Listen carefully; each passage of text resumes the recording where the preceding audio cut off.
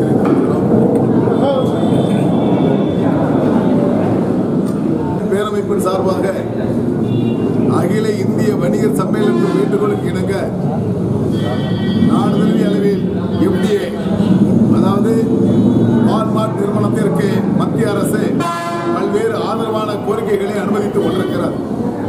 அதை எதிர்க்கின்ற வகையிலும் அதை தடை செய்ய வேண்டும் என்ற வகையிலும் வருகின்ற செப்டம்பர் 28 நாடு தழுவிய போராட்டம் அறிவிக்க இருக்கிறார்கள். அது குறித்து வருகின்ற 4ஆம் தேதி திருச்சியிலே தமிழ்நாடு வணிகர்களை பேரமைப்பினுடைய மாநில மாவட்டத்துடைய நிர்வாகிகள் கூட்டத்தில் எங்களுடைய போராட்ட தேதி அறிவிக்கப்படும் என்பதை தெரிவித்துக் கொள்கிறேன். குறிப்பாக மத்திய அரசும் மாநில அரசும் சில்லறை வணிகத்தில் அந்நிய முதலீட்டு அனுமதிக்க மாட்டோம் என்று அரியணை ஏறுவதற்கு முன்பும் அரியணை ஏறிய பிறகும் தெளிவாக சொல்லியிருக்கிறார்கள். இன்று மத்திய அரசு அதை மீறுகின்ற பட்சமாக வால்மார்ட்டில் செல்கின்ற ஆதரவு தமிழகத்திலே வருகின்ற ஒரு 2 ஆண்டுகளிலே இதே நிலை நீடித்தால் சிறு வணிகரம் என்ற வாடையே இல்லாத சூழல் மாற்றப்படும். ஆகவே அவருடைய வேலைவாய்ப்பு இல்லாமல் பல்வேறு இடர்பாடுகளை சந்திக்கக்கூடிய நிலைக்கு அந்த வியாபாரிகள் தள்ளப்படுவார்கள். அதே போன்றுதான் கேரிபேக் தடை என்பது மாண்புமிகு தமிழக முதல்வர் அவர்கள் ஜனவரி 1ஆம் தேதியோடு தடை என்று சொல்லியிருக்கிறார்கள்.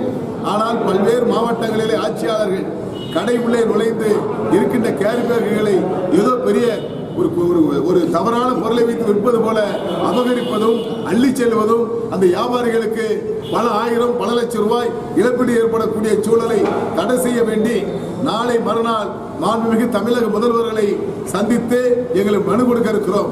ஜனவரி 1 என்று மாநில அரசு மாநில முதல்வர் சொன்ன பிறகு மாவட்ட வாரியாக ஆட்சியாளர்கள் குழப்ப நிலை ஏற்படுத்த வேண்டாம் என்ற கோரிக்கையை வலியுறுத்தி சந்திக்க இருக்கிறோம். அதே போன்று இன்று குப்பை வரி தமிழகத்திலே 50 ரூபாய் 60 ரூபாய் என்று வசூலிக்கப்பட்ட குப்பை வரி இன்று 500, 1000, 3000 மாவட்டத்துக்கு வேறுபாடாக தன்னிச்சையாக அதிகாரிகள் அந்த வசூலிப்பை கடுமையாக நாங்கள் கண்டனத்தை தெரிவித்துக் கொள்கிறோம். அதுபோன்ற நிலையில் அரசு உடனடியாக வணிகரை அழைத்து பேச்சுவார்த்தை மூலமாக நியாயமான வரி விதிப்பு இருக்கப்பட வேண்டுமே தவிர தேவையில்லாமல் அரசுக்கு கெட்ட பெயரை ஏற்படுத்த வேண்டும் என்று அரசு துறை அதிகாரிகள் தன்னிச்சையாக செயல்படுவதை தமிழ்நாடு வணிகர்கள் பேரமைப்பு வன்மையாக கண்டிக்கிறது. அந்த நிலையிலிருந்து அரசும் ஆட்சியாளர்களும் அதிகாரிகளும் மாற்றம் ஏற்பட வேண்டும். சாமானிய வியாபாரிகளை வாழ்வாரத்தை காக்க வேண்டிய அரசாங்கம் சாமானிய வியாபாரிகளுடைய நிலை கேள்விக்குறியாக மாறிக்கொண்டிருக்கிறது என்பதை நாங்கள் தெரிவித்துக் கொள்கிறோம். மோடி கூட அண்மையில் கூட ஜிஎஸ்டி வரி நீக்கப்பட்டதுனால தான் இப்போ வந்து நாட்டு வருமானம் பதுக்கல் வந்து தடுக்கப்பட்டிருக்கு. அதாவது எப்பவுமே பதுக்கல் சாமானிய வியாபாரிகள் பதுக்கியது அல்ல. இது மத்திய அரசுக்கே தெரியும். யார் பதுக்குகின்றார்கள் என்று யார் பதுக்கக்கூடியவர்கள் என்பது யார் என்பது மத்திய அரசுக்கு தெரியும். அவர்கள் மத்திய அரசு சார்ந்துதான் இருக்காங்க. சாதாரணமாக அதானி, ரிலையன்ஸ் போன்ற நிறுவனங்கள் பெரிய பெரிய குடோன்களை அமர்த்தி கொண்டு இங்கு பதுக்கி வைத்திருக்கிறார்களே தவிர சாமானிய வியாபாரிகள் யாருமே பதுக்கப்படவில்லை. ஜிஎஸ்டி வரி விதிப்பால் அரசுக்கு வரி உயர்வு வருமானம் ஏற்பட்டிருக்கலாம். ஆனால் மக்களுக்கும் வியாபாரிகளுக்கும் மக்களிடத்திலே வாங்கும் சக்தியை மக்கள் இழந்திருக்கிறார்கள் என்பதை மத்திய அரசு புரிந்து கொள்ள வேண்டும். அதே வேளையில் வியாபாரமும் கடுமையாக பாதித்திருக்கிறது என்பதை மத்திய அரசு புரிந்து கொள்ள வேண்டும். அதாவது இந்த வால்மார்ட் என்பது சாதாரணமாக நீங்க பாத்தீங்கன்னா கரூர் மாவட்டத்தில் எங்களுடைய மாவட்ட தலைவர் ராஜ் இருக்கிறார். இவருக்கு இந்த மாவட்டத்தில் எத்தனை மளிகை கடைகள்ல என்ன பொருள் ஒரு நாள் ஒன்றுக்கு தேவை என்பதை அவங்க கிட்ட எங்கிட்டே பட்டியல் இருக்கார். ஆனால் வால்மார்ட் நிறுவனம் இந்த கரூர் மாவட்டத்தில் ஒரு நாள் ஒன்றுக்கு என்னென்ன பொருள் எவ்வளவு தேவை என்பதை புள்ளிவிவரமாக கையில வைத்துக் கொண்டு நாடு தழுவிய அளவிலே அவர்கள் கொள்முதல் செய்யக்கூடிய சக்தியை வைத்திருக்கிறார்கள். அதை பயன்படுத்திக் கொண்டு ஒட்டுமொத்தமாக எங்களுடைய வணிகத்துறையை அப்புறப்படுத்துவதற்கு களமிறங்கி கொண்டிருக்கிறார்கள். அதற்குரிய ஆயத்த பணிகளை செய்து கொண்டிருக்கிறார்கள்.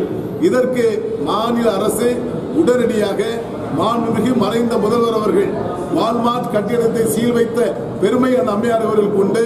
அதை பயன்படுத்திக் கொண்டு மாண்புமிகு முதல்வரான எடப்பாடியார் அவர்களும் உடனடியாக சட்டமன்றத்திலே வால்மார்ட் எந்த காலகட்டத்திலும் தமிழகத்திலே கால்பதிக்க விடமாட்டோம், இந்தியா முழுவதுமே கால்பதிக்க விடமாட்டோம் என்ற சட்டமன்றத்திலே தீர்மானம் நிறைவேற்ற வேண்டும் என்ற கோரிக்கையை நாங்கள் வலியுறுத்தி இருக்கிறோம்.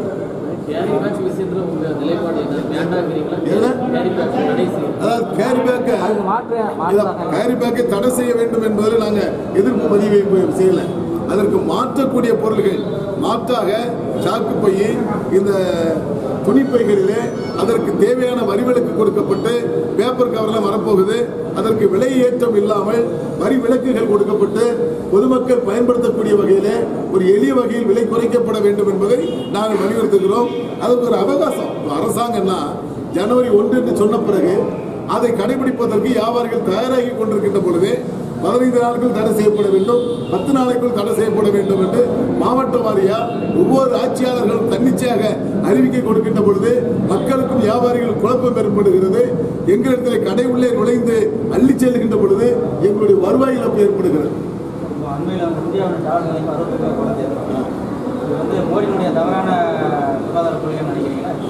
அதாவது இன்று பொருளாதாரத்தில் நம்மளுடைய நாடு வீழ்ச்சியை தான் நோக்கி கொண்டு போய்கிட்டு வளர்ந்து போகும், வீழ்ச்சியை நோக்கி போய் கொண்டிருக்கிறது. இன்றைக்கு நிலைமை பார்த்தீங்கன்னா சாதாரண கடைகளில் கூட பெரிய நிறுவனங்கள் வரை 40 விழுக்காடு வியாபாரம் குறைஞ்சிருக்கு. இது யாரும் மறுக்க முடியாது. இன்னைக்கு உங்களுக்குலாம் டூலெட் போர்டு முன்னாடிலாம் சென்னை உட்பட பல்வேறு நகரங்களில் பார்த்தீங்கன்னா மெயின் ரோடுகளில் எந்த கடைகளையும் டூலெட் போர்டே தொங்காது. ஏன்னா ஒரு கடை இன்றைக்கு காலி செய்யப்பட்டால் அடுத்த நாள் இந்த கடையை எடுத்து அடுத்த வியாபாரம் நடத்துவாங்க. ஆனால் இப்போ கடை எடுப்பதற்குலாம் ஆள் இல்லை. நீங்களாம் பார்த்துருப்பீங்க, 1000 square feet 600 square feet 2000 square feet வாடகை என்பது பெரிய பெரிய போர்டுகளாக தொங்குவதை தவிர எடுத்து நடத்துவதற்கு ஆள் இல்லை. இந்த நிலை நீடித்தால் வருங்காலத்தில் வியாபாரிகள் மட்டும் பாதிப்பில்லை. எல்லாரும் நினைப்பாங்க இந்த வியாபாரிகளுக்கு தான் பாதிப்பு என்று. பொதுமக்கள் இல்லை, அவருடைய கட்டிடத்திலே வாடகையை நடத்தி கொண்டிருக்கின்ற தொழிற்கூடங்கள் முழுமையாக வாடகைக்கு கொடுக்க முடியாமல் வெளியேறக்கூடிய அவலம் ஏற்பட்டுவிடும். அதே நிலையில் இந்த வாடகை நம்பி பேங்க் கட்டிட உரிமையாளர் பேங்க் லோன் கட்டுவாங்க, அவங்க நிலைமை என்னாகும் என்பதை சிந்தித்து பாருங்க. வியாபாரிகள் பாதித்தால் ஒட்டுமொத்தமா நாடும் பாதிக்கும் என்பதை நாங்கள் வலியுறுத்துகிறோம். இந்த வியாபார பாதிப்புக்கு ஜிஎஸ்டி காரணம். வியாபாரம் பாதிப்பு என்பது ஜிஎஸ்டி மட்டும் காரணம் அல்ல. ஏற்கனவே 500 ரூபாய் 1000 ரூபாய் செல்லாது என்று அறிவித்திலிருந்து அந்த பாதிப்பு தொடர்ச்சியாக நம்ம நோக்கி நெருக்கடி தந்து கொண்டிருக்கிறது. ஜிஎஸ்டிக்கு பிறகு இன்னும் கடுமையாக நெருக்கடி தந்திருக்கிறது. ஏன்னா ஒரு 28 விழுக்காடு வரி என்பது உலகத்திலே நம்ம நாட்டில் மட்டும்தான் இருக்கு. உலகத்திலே 2வது ஜனத்தொகை கொண்ட நாடு நமது பெரிய நாடு. இந்த நாட்டில் 28 விழுக்காடு வரி விதிப்புன்னு சொன்னால் மக்கள் வரியை கேட்ட உடனே பயந்து போயிடுறாங்க, வாங்க முடியும். ஆகவே வரி குறைவாக இருந்தால்தான் வரி ஏய்ப்பு இருக்காது என்பதை மாண்புமிகு நிதியமைச்சர் அருண்ஜேட்லி இடத்திலே நேரடியாக சொல்லியிருக்கிறோம்.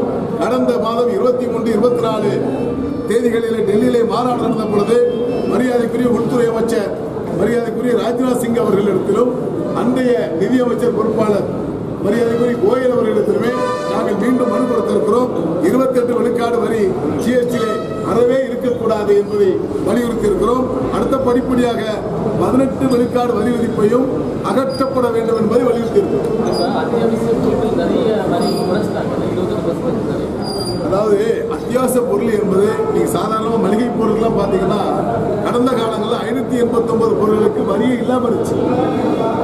இப்போ அந்த பொருட்களுக்கு எல்லாமே வரி வந்துருச்சு. வரி இல்லாத பொருள் என்று சொன்னால் அதுல ரொம்ப குழப்பமான சூழல். சாம்பிராணி பார்த்தீங்கன்னா சாம்பிராணிக்கு வரி இல்லைன்னு சொல்லுவாங்க, வாசனை சாம்பிராணி வரி உண்டு. அது மாதிரி விபூதிக்கு வரி இல்லைன்னு சொல்லுவாங்க, வாசனை விபூதிக்கு வரி உண்டு. அங்கே குழப்பமான சூழல். அரிசிக்கு வரி இல்லைம்பாங்க, ஆனா பிராண்டுக்கு வரி இருப்பது இருக்கு. பிராண்ட் இல்லாம இப்ப எந்த பொருள் விற்க முடியாத நிலைமை ஏற்பட்டுக்கிட்டு இருக்கு. ஆக அரசு என்பது வரி விலக்கு என்று சொன்னால் ஒட்டுமொத்தமாக அரிசிக்கு வரி விலக்கு என்ற விஷயங்களுக்கு தொல்லை இருக்காது. இந்த 5 விழுக்காடு வரி இருக்கின்ற காரணத்தினால் அதிகாரிகளை நாங்கள் சந்திக்க வேண்டிய நிலை இருக்கிறது. கைவிட்டு அதிகாரிகளுக்கு பணம் கொடுக்க வேண்டிய நிலைமை எங்களுக்கு இருக்கு. ஆமா, இல்லை இதுவரைக்கும் உணவு பாதுகாப்பு தரநிலை சட்டம் நிறைய வியாபாரிகள் லைசன்ஸ் நாங்கள் எடுத்துட்டோம். ஆனால் எடுத்த லைசன்ஸ் மீண்டும் பரிசீலனை ரினியூல் வருகின்ற பொழுது இப்போ என்ன பண்ணுறாங்கன்னா கம்ப்யூட்டரில் ஒரு கிரீன் கலர் கோடு, ஒரு ரெட் கலர் கோடு, அவங்க சட்டத்துக்கு உட்பட்டு கடை இருந்தால் கிரீன் கலர் கோடு வரும், அப்போ லைசன்ஸ் மீண்டும் தருவாங்க. அவங்க சட்டத்துக்கு மாறாக இருந்தால் ரெட் கலர் கோடு வரும். நான் இப்போ சொல்கிறேன், தமிழகத்தில் இருக்கின்ற அத்தனை நிறுவனங்களும் என்ன கலர் வரும்? ரெட் கலர் தான் வரும். ஏன்னா அரசாங்கம் செய்ய வேண்டிய சட்டத்திற்கு அரசாங்கம் செய்யலை. இன்னைக்கு ஒரு ஆரம்பத்தில் அவங்க சொல்லிக்கிட்டு இருக்கோம், சாலையில் இருக்கிற தூசி, கரப்பான் பூச்சி, எலி என்று சொன்னால் இது அரசாங்கம் தடை செய்யப்பட வேண்டும். குடிநீர் தரமில்லாத குடிநீர் அதை பயன்படுத்தினால் வழக்கு பதிவு செய்கின்றாங்க. ஆனால் அரசாங்கம் தருகின்ற குடிநீர் தரமாக இருந்தால்தான் அதை நாங்கள் பயன்படுத்துறோம். அந்த குடிநீர் தரமாக இல்லை என்று சொன்னால் யார் மீது நடவடிக்கை எடுப்பது? இதான் கேள்வி. அரசாங்கம் எதை எதை செய்ய வேண்டுமோ அதை கடைபிடித்தால் எங்களுடைய நிறுவனத்தை புதுப்பித்து அதனுடைய தேவைகளை செய்வதற்கு, ஒத்துழைப்பு செய்வதற்கு எங்கள் வியாபாரிகள் தயாராக இருக்கிறார்கள்.